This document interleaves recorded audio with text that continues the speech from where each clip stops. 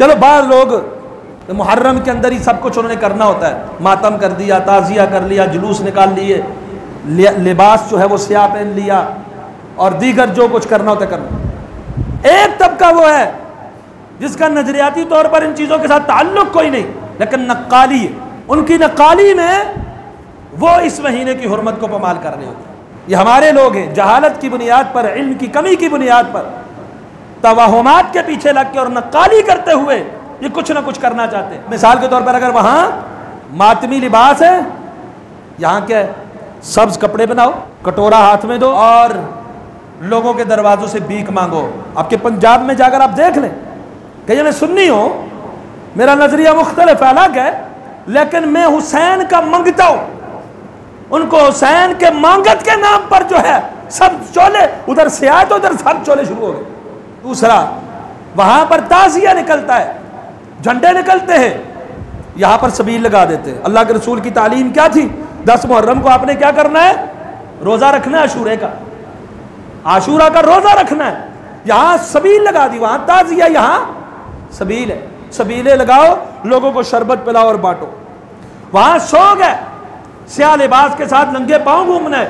बाद लोग पांव में जूता गर्मी हो या सर्दी नहीं पहनते कि शौक है। यहां इन्होंने शादी ब्याह से रुकावट डाल दी, शादी मुहर्रम में जायज नहीं। मरमत शादी किस तरह हो सकती है? किसने आपको मना किया है? किसने आपको कहा? वहां अगर शौक का एक अलग तरीका है तो आपने शौक का दूसरा तरीका ईजाद कर लिया कि मुहर्रम में शादी जायज नहीं। ये खुराफात है, ये बिदआत हैं। वहां पर अगर 10 मुहर्रम को जुलूस है एक अपने तरीक़ाकार के मुताबिक, यहां पर अपनी बहू, अपनी बेटियां, अपनी बीवियां, अपने बच्चे लेकर कब्रिस्तान में चले जाते हैं। 10 मुहर्रम है जी, क्या करना है? कब्र को जो है वो लेपा पोची करनी है। वो 10 मुहर्रम है, कब्र की लेपा पोची कर लो। किसने कहा आपको? किस किताब में आया है? किस हदीस में आया है? किस इमाम ने बतलाया है? किस सहाबी का फेल है? किस मुहद्दिस ने समझाया है कि मुहर्रम की 10 तारीख को आप कब्र वालों को जाके दिलासे दें, लेपा पोची करें, उसकी मिट्टी को ताज़ा करें, या जो कुछ भी होता है 10 मुहर्रम को सुबह सुबह? आप जानते ही है इन 10 तारीखों में बहुत ही ज्यादा मनगढ़ंत किस्म के वाकयात बयान किए जाते हैं। ऐसे ऐसे वाकयात कि जो कज़्ज़ाब और वज़्ज़ा किस्म के रावी है ना, जिन्होंने बड़े बड़े झूठ बोले, अगर वो ये वाला झूठ सुने तो हैरान ही रह जाए कि ऐसे झूठ करने वाले लोग, अजीब तरह के झूठे किस्से, झूठी कहानियां जो लॉजिकली भी दुरुस्त नहीं होते और तारीखी शवाहिद की बुनियाद पर भी दुरुस्त नहीं होते। और हमारे यहाँ भी ऐसा होता है, जो लोग, जो खान वादा सब्र तहम्मुल का पैकर है, सब्र हिम्मत, इस्तिकामत जिनके रगो रेशा में समाई हुई हजरत हुसैन करीम है, उन जैसा कोई इस्तिकामत वाला हो सकता है? उन जैसा कोई हिम्मत वाला हो सकता है? उन जैसा तहम्मुल, बर्दाश्त, सब्र का मुजाहरा करने वाला कोई हो सकता है?